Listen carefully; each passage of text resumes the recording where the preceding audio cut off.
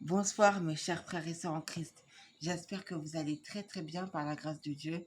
Moi ça va très bien pour ma part en tout cas. Alors aujourd'hui je suis venue vous encourager avec Jean chapitre 14 verset 15 à 17.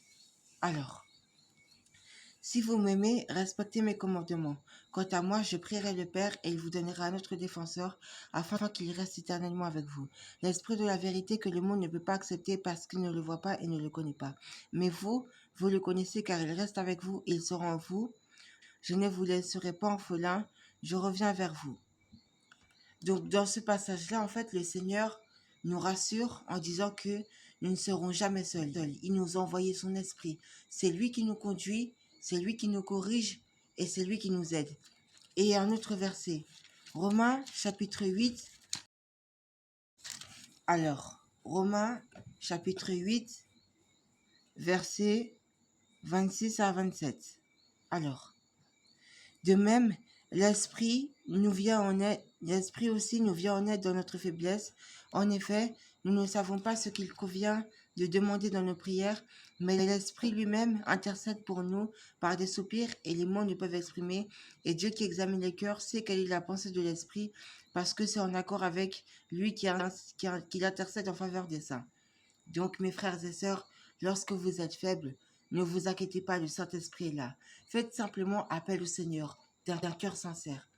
Dites, Saint-Esprit, aide-moi, viens à mon aide, fais-moi grâce, Père. Merci parce que tu es avec moi.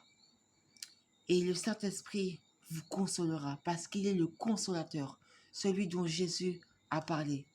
Alors, mes chers frères et sœurs, alors, mes frères et sœurs en Christ, tenez bon, tenez ferme dans la foi. Dans Philippiens chapitre 4, verset 1, dans Philippiens chapitre 4, verset 4, réjouissez-vous toujours dans le Seigneur. Je le répète, réjouissez-vous dans le Seigneur.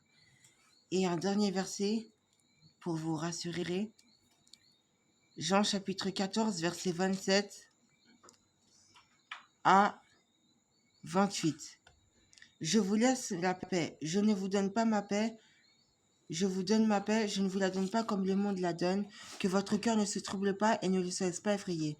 Vous avez entendu que je vous ai dit, je m'en vais et je reviens vers vous. Si vous m'aimez, vous vous réjouirez de ce que je vais auprès du Père, car mon Père est plus grand que moi. Alors, réjouissez-vous, car le Seigneur est là, et un jour il reviendra nous chercher. Alors soyez bénis et recevez la paix de Dieu et la joie de Dieu dans votre cœur.